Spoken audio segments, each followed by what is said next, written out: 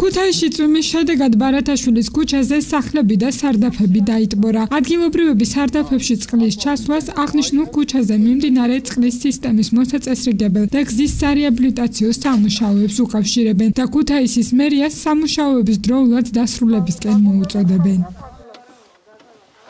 ხრეში იყო დაღლილი და დაგუბდა წყალი და ჩამოვიდა პადვალში.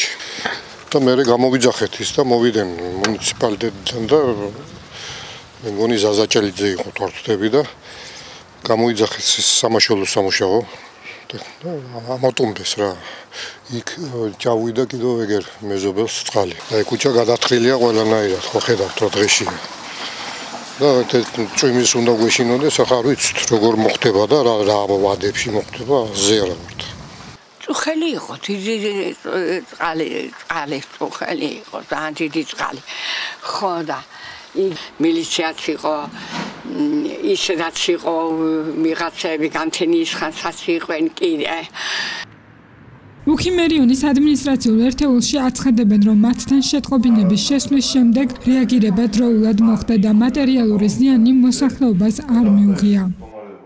შეტყობინება შემოვიდა დილის საათებშივე, ზუსტად ვერ გიტყვით, მაგრამ ადრიანად.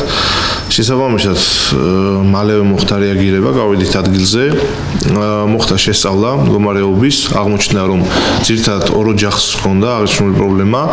ერთ-ერთს იმდენად მცირე წყალი იყო შესული, თავად მოუგვარებია ერთი სიტყვით აღნიშნული საკითხი, მხოლოდ ბარათაშვილის 16-ში იყო და ახლობებით სარდაფში 20-30 სანტიმეტრი წყალი, რამაც აბსოლუტურად არანაირი ზიანი არ მიუყენებია, მატერიალურ ზიანზე რა თქმა უნდა საუბარი.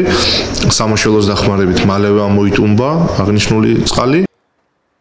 შეგახსენებთ, რომ ბარათაშვილის ქუჩაზე წყლის სისტემის და გზის საფარის სარეაბილიტაციო სამუშაოები მიმდინარეობს. სამუშაოები 2019 წლის 10 იანვარს უნდა დასრულებულიყო, თუმცა დასრულების ვადებმა კიდევ ერთხელ გადაიწია. ზუსტი დრო ამ დრომდე უცნობი რჩება. მარიამ კუხიანიძე და თამარ ქავთარაძე, ტელეკომპანია მეგატივისათვის.